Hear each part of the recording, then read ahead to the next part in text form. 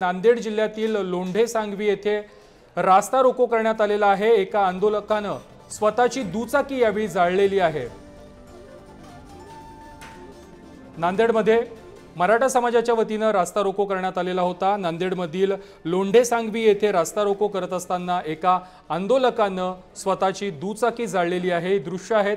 नांदेडमधील आंदोलकानं आपली दुचाकी या ठिकाणी जाळलेली आहे आणि रास्ता रोको केलेला आहे। या संदर्भात अधिक माहिती देत आहेत आमचे प्रतिनिधी अजिंक्य घोंगरे।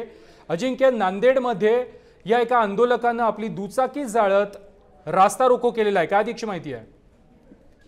नक्कीच प्रथमेश, आरक्षणाच्या मागणीसाठी मनोज जरांगे पाटील यांनी पुन्हा एकदा आंदोलनाची हाक दिली आहे। त्यामुळे राज्यासह नांदेड जिल्ह्यात देखील आज सकाळपासून ठिकठिकाणी आंदोलने सुरू आहेत।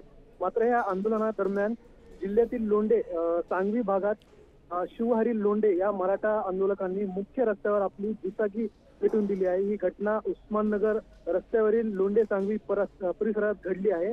त्यामुळे आता मराठा आंदोलक आक्रमक होत असं चित्र जिल्ह्यात सध्या पाहायला मिळत आहे। प्रथमेश, नक्कीच नांदेड जिल्ह्यातील लोंढे सांगवी येथे रास्ता रोको करण्यात आलेला आहे आणि यावेळेला एका आंदोलकानं स्वतःची दुचाकी जाळलेली आहे आणि रास्ता रोको केलेला आहे।